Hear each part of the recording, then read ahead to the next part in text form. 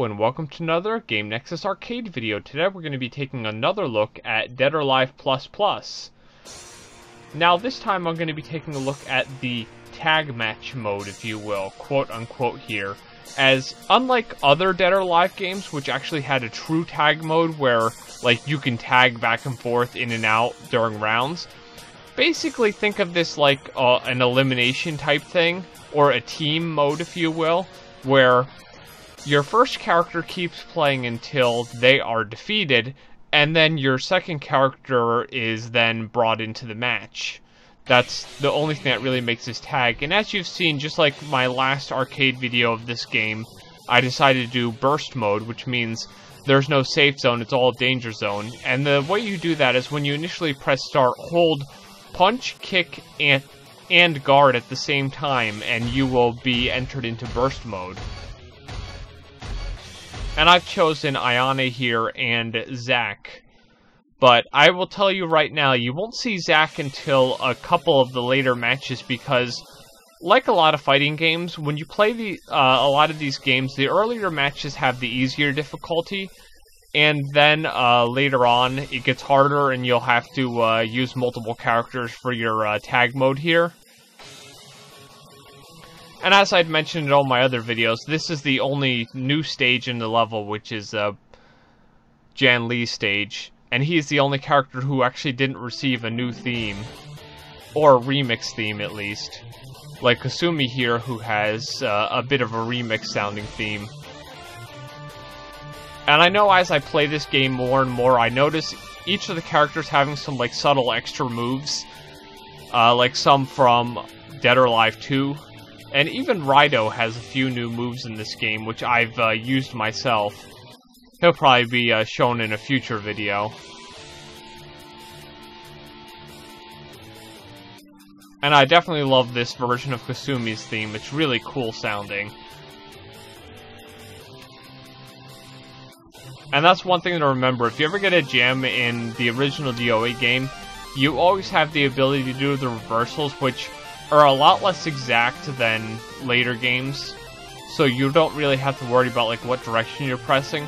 A lot of times if an enemy doesn't attack to you, and if you press back and the hold/defense button, you'll do a counter.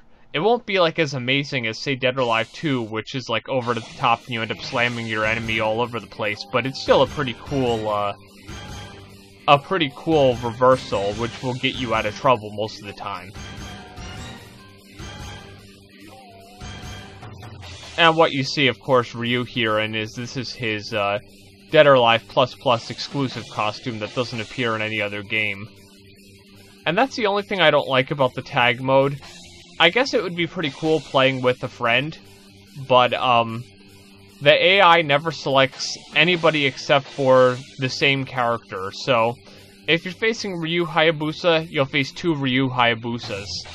If you're facing Rido, you'll face two Ridos. You'll never face, like, Rido and Ayane or someone, because the AI just doesn't do that. But it's still a pretty cool mode to play, because you'll find yourself using, like, strategies and stuff. And the only difference you'll see when I do eventually lose a match, which is in the next level or two, Ayane will actually be defeated. And what happens is, since the game has to queue up the second character, I'm guessing it loads the character from the ROM chip because it had all these characters loaded up to play the round you're in. And then it'll just go to the next character.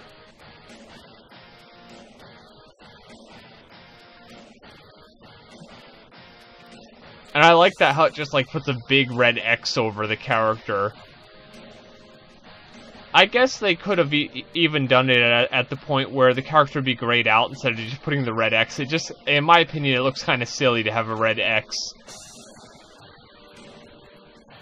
It's like in a cartoon or something when a character dies and X's appears their eyes instead of just like regular eyes. It's like a bit over the top.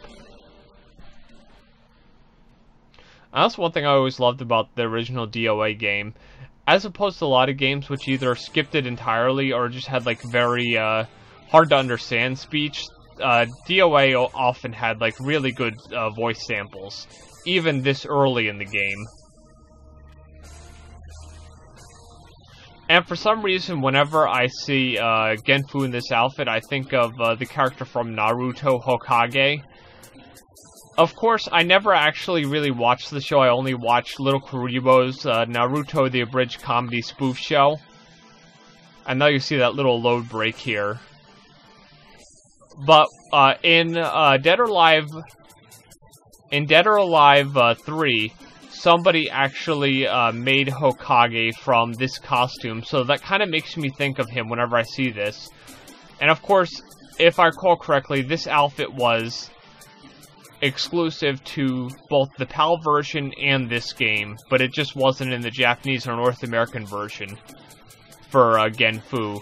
And the same thing would go for Zack's outfit here. And that's a cool thing that Genfu will often do when you're doing a high move. He'll do that bow move because it will actually allow him not to get hit by whatever crazy kick or crazy jump thing you're doing. So if you're Genfu and you do that appeal, if you will, then you can get away from the move that your enemy is throwing at you.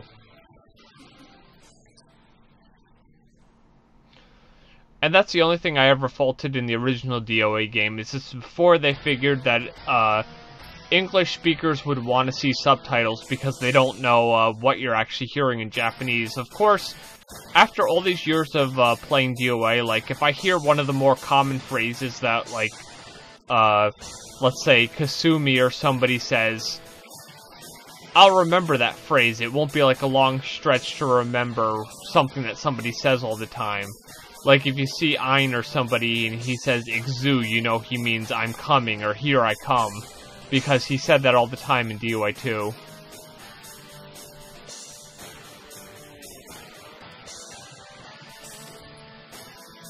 And of course, what you see here is what would eventually become Bass's main outfit for the second game. And I was thinking, I remember when I was playing this, I was thinking to myself, oh no, Bass just grabbed me. That's all for Ayane. There's no way she's going to recover from that. And I've probably said it in my other videos. Now, while I really like this version of Bass's song, which is 100% exclusive to this game, this was never used again, I do like the original version a bit better. Which is why when I made my Dead or Alive on PlayStation video, I actually used the original version of Bass's theme, which I thought was really cool. Now, the only actual match that I lost here, which I cut out the one loss, was in the next round I actually ended up losing once. Which, considering in the scheme of things, when there are some videos where I have like so many edits, it's not too bad. This will be the actual second time. You can't really notice it because it doesn't have a rolling timer for the whole thing. But yeah, this was the one match that I lost.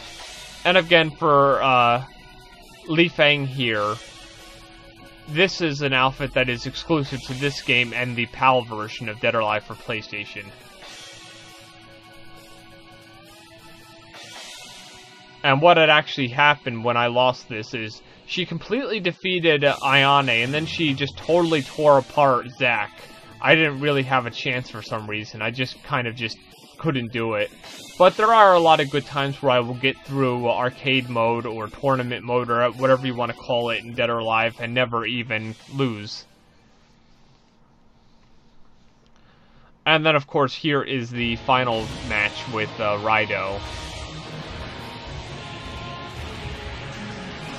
And as I'd mentioned in other videos, what ends up happening is when you're in the final match, it'll actually play your music. So what you hear is the same music you heard in the intro, which is Ayane's theme.